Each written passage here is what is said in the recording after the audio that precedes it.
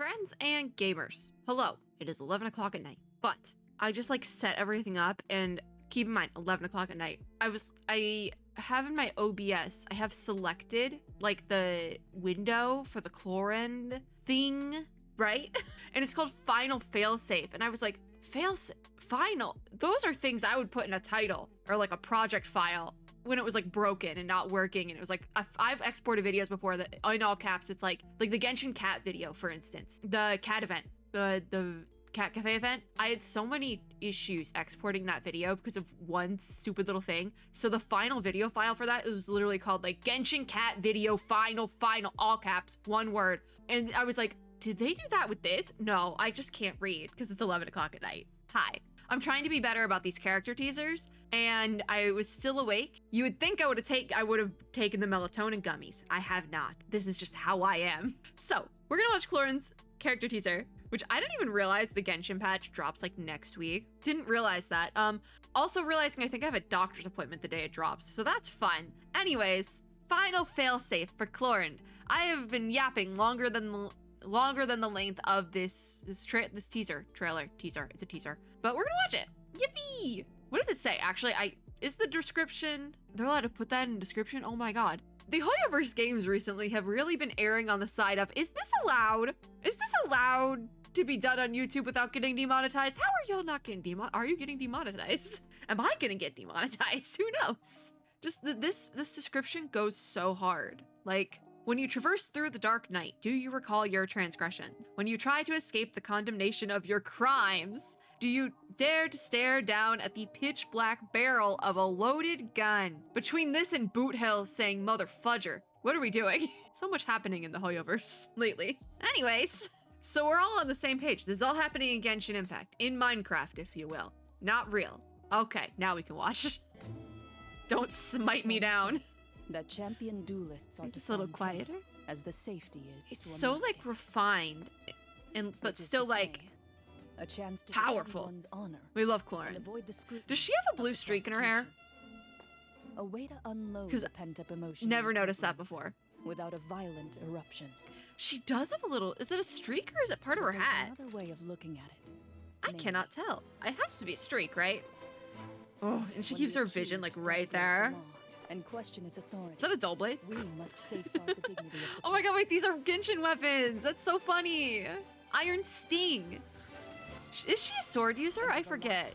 We will do so by force. She's a sword user, correct? So is Iron Sting her best in slot then? Case, Mr. Muscat. Or her?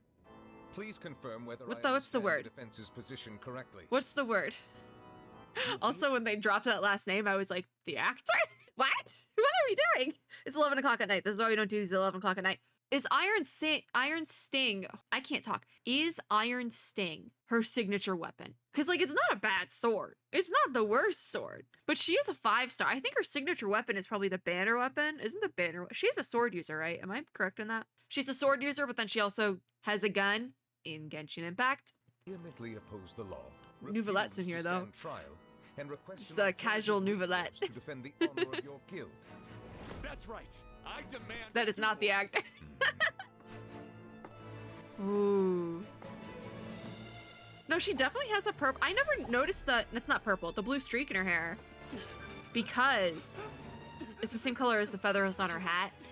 It is only when the safety is disengaged and the champion duelist takes IRL, that is so fake. Like you would not match your hat to your hair. But in terms of animation and character design, that is a slay. They color matched that. That is a slay. No, she's just straight up using Iron Sting. For why? Clorinde, you can do better. Oh. The request for a duel is approved.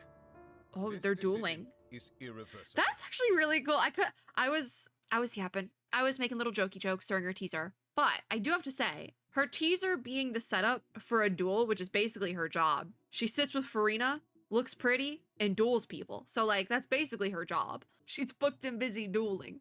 That's a really cool teaser for her though, because that would kind of be to like most of Fontaine, like the general populace of Fontaine. That's what they see her as. They see her as doing stuff like this, dramatically coming on stage with a 4-star weapon and being like, I will duel you. That's kind of her thing. I got distracted by so many little things. Iron Sting, Nouvelette. Nouvelette looks so pretty in this though. Like he looks so pretty in this video. Love that for him. Clorinde also looks very pretty, but it's her teaser. I could have told you that one. I want this shot. Yeah, that's cool. That's really cool. She's so cool. I can't believe we're not getting her till now. She's so cool. All right, is our kit on High Lab? Do we got to do this right now? We have to go through a kit when I'm like squirrely. Yep, that's a kit. Is it a kit? That's a kit. All right, and that, my friend, is a kit. Just so you guys know how rotted my brain is, I saw the word Shadow Hunter and immediately thought of I know of it as a book series and a bad TV show, but like bad good TV, you know? Brain rotted. Got it. So, Clorinde is a damage dealer who is able to implement... Let's see if we can't get this bigger. I know I'm like going all over the place, but we'll figure this out. Clorinde is a damage dealer who is able to implement different attack strategies based on the changes in her bond of life. I feel like this sort of kit is the sort of kit that you really need to figure out in-game. Like, she's a character, I feel like, it sounds like she has a complicated kit, but I don't know. I guess we'll find out. Her elemental skill allows her to enter the night vigil state. In this state, she can fire pistolet shots. No, it was pistolet. Haha, I remember that from the special program because I was like, is that a thing? Is that like a real thing? I don't know. But she can fire pistolet shots that increase her bond of life or perform lunging sword attacks that restore HP based on the bond of life. So the pistolet shots from the elemental skill increase her bond of life. I am curious what the cooldown on that elemental skill is as well. Hopefully it's a short cooldown because we have other like elemental skill gun users in Genshin, i.e. Chevrus, which will probably be a really good character to use with Clorinde. So you have a character like Chevrus, whose cooldown on that elemental skill is way too long for that being like her main mechanic. That being like the gig for her. It's way too long.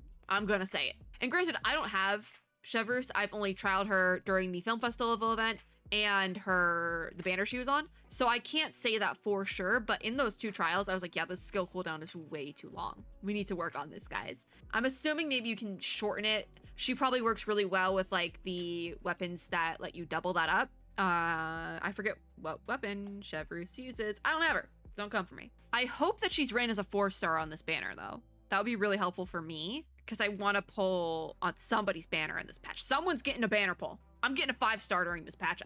It might be a loss 50-50, but I'm getting a 5-star. So those pistolet shots, what we were saying, increase the bond of life and the sword attacks restore HP based on the bond of... This should be a lot more simple, but something's not clicking for me. When the bond of life value is low, the shots she fires deal increased damage and have a piercing effect. When the bond of life value is high, the AoE of the lunging attacks and the damage dealt is increased. So high bond of life, you want to do sword. Low bond of life, you want to do gun, but then the gun increases the bond of life. So switch back and forth. Boom, go.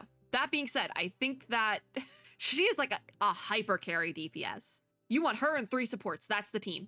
But I know that everyone's going to want to run her with Navia, which is going to be the funniest thing because they're both like hyper carry DPSs. So you could do 2 DPSs, 2 supports, but like I feel like she's going to work better in a hyper carry situation. Just saying. Her burst grants her a bond of life and deals AoE electro damage. I went to scroll the page and goofed a little bit, just a little bit. So her normal attack is Oath of Hunting Shadows, 5 rapid strikes, so she can do that attack sequence 5 times. Really cool. It is really cool. Her charged attack consumes a certain amount of stamina and fires suppressing shots in a fan pattern with her pistolet. That's actually interesting because at first I thought only her elemental skill could do the gun stuff, but also her charge attack can. That's actually really cool. Okay, all right, I'm rocking with it. I like that because it's not like you gotta, I actually like, because I was just saying about the cooldown, but you can use charged attacks as well, and that can kind of buff out the time between the cooldowns. Okay, I see what they did there.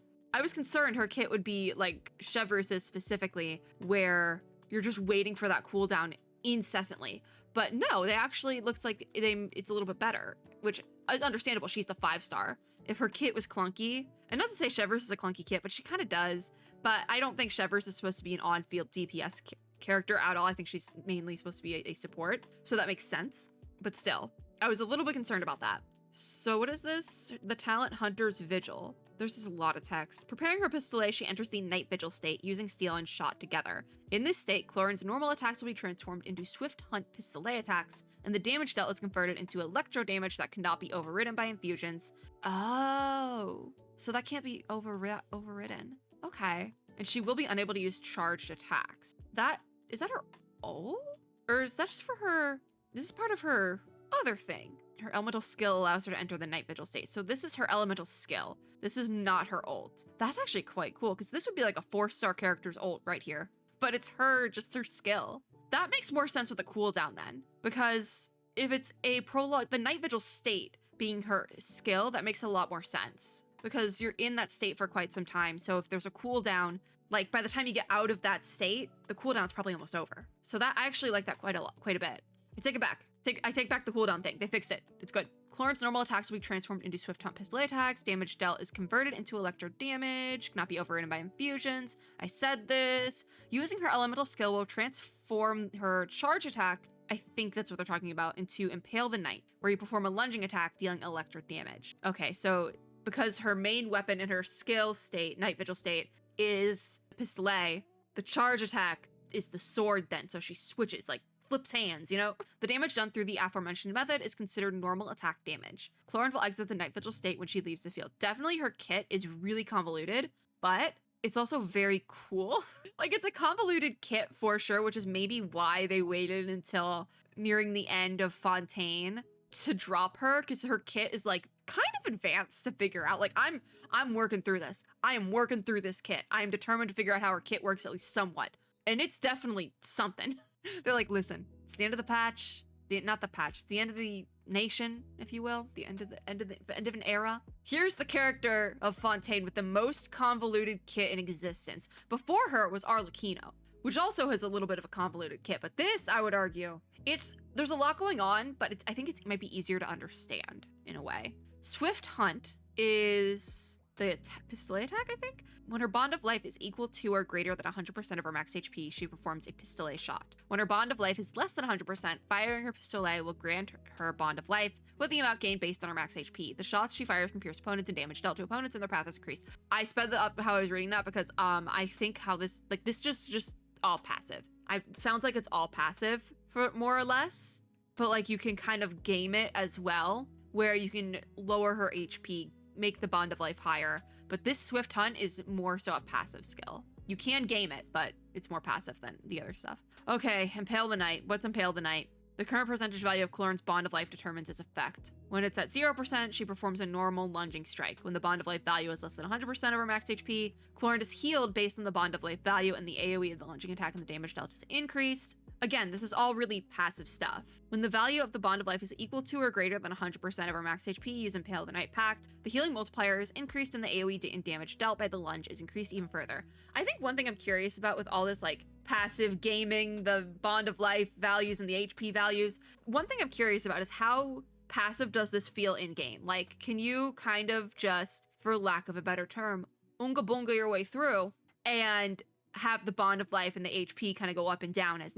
necessary? That is one thing I'm curious about. How, like, she has a very intricate kit, but how complicated is it in game? Because there might be saying a lot of words here, but then you get in game and her kit is like seamless. I think if that kit works seamlessly in game without much thought, that'll be like a win. In addition, when Clorinde is in the night vigil state, healing effects other than Impale the Knight will not take effect and will instead be converted into a bond of life that is a percentage of the healing that would have been received. So you can still run her with a healer. I think that is done purposely because she seems like a very hyper carry character, and if you're doing a hyper carry team, you probably want a healer in there. At the very least, you want somebody who can shield, but I would recommend a healer. So having a healer will just kind of probably speed up that switch back and forth between like HP, bond of life mechanics, which could probably be really good. Having a good healer working with her is probably very necessary. Like, probably Bennett is probably really good, especially if you want to do like a Pyro Electro comp and have Chevreuse in there as well, could be really good. I'm just assuming things, obviously. But I think that sounds like it could work really well. I'd be curious to see what trial team they run her with. She has Osea damage.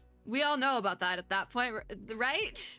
We all know how that stuff works, right? Okay, last Lightfall, I believe is her ult skill, which is insane. Grants herself a bond of life based upon her own max HP before swiftly evading and striking with saber and sidearm as one, dealing AoE electro damage. So she uses both the sword and the gun in Genshin Impact. She has an official passive talent, which is when a nearby party member triggers an electro-related reaction against an opponent, Electro damage dealt by Clorinde's normal attacks and last Lightfall, but will be increased by 20% of Clorinde's attack for 15 seconds. Maxes 3 stacks. I'm thinking a really fun team, actually, not like a hyper carry, but a really fun team could be Clorinde main DPS, and this is also a free-to-play team. Clorinde main DPS, Fischl sub DPS / burst to DPS situation. You tap her in to bring in Oz and get her off field. Also, happy birthday, Fischl. Her birthday was a couple days ago. Happy birthday, Fischl. I love Fischl. Anyways, then for the support side of things, having like Chevreuse and Bennett. So I forget if Chevreuse is Electro or Pyro, but I know she buffs both elements. So I think that could work quite well, actually. Obviously, you can switch out specific characters. I love putting Fischl on teams because I have a C6 Fischl, and Fischl is like the best character on my entire account. So I love putting Fischl on teams. When I can put Fischl on teams, I'm very happy about it. I might call myself a Kokomi main, but Fischl is actually the best character on my account. I got real lucky with her artifacts, man. I think you want Electro teams with her. That's what I was going for. With the stacks, though, each stack is counted independently. The maximum damage increase achievable this way for the above attacks is 1,800. Okay. Oh, she has another passive talent. Guys, why are you gonna make me read more? This video is gonna be like half an hour long because of her godforsaken kit. If Clorinde's bond of life is equal to or greater than 100% of her max HP, which is a lawful remuneration, her crit rate will increase by 10% for 15 seconds. Whenever her bond of life value increases or decreases, there's 2 stacks, and each stack is also counted independently. Additionally, Hunter's Vigil's Night Vigil state is buffed. While it is active, the percent of healing converted to bond of life increases to 100%. God damn, Clorinde. There's just so much going on with her kit. All right, let's look at the cute little chibi. Chibi time. She has her sword. And then we go down. What's down at the bottom? Her hat. The sword is mightier than the pen after all. That's quite fun. So we have her voiceover. Another little chibi. Chibi. She's drinking tea. And then what is this quote down here? Is it another like literature quote? Prey will usually rest on rainy days, but not the hunter. I don't know if that is literature or not. Pen is mightier than the sword. I think isn't technically a lit quote either. But I think it was said by like a Shakespeare type or something. I don't know. We've gone over this. I do read. I do love books and literature and stuff like that. I love when my silly little games reference those things. But if you ask me to explain the concepts and the stories, I do a really bad job at it. I remember the gist of it. I think it was Wuthering Waves. There was a character. I think it was Chisha. Wuthering Waves. That's me trying to explain the myth of Sisyphus like 3 different times. That's Clorinde, though. We love Clorinde. We finally got through her kit. Oh my god. This is the character teaser, so I don't think we have like a character name card or anything I can land on. We just gotta find out like the money shot. Money shot, baby. There's the money shot. We love Clorinde. I can't believe they gave her Iron Sting. Does she scale? What is Iron Sting? I know I put Iron Sting on Kazuha at one point. He doesn't have it on him anymore. Isn't that an elemental mastery sword? So does she use a lot of elemental mastery? If anything, it sounded like she'd scale on attack or HP. Why did we give her Iron Sting? Is that not Iron Sting?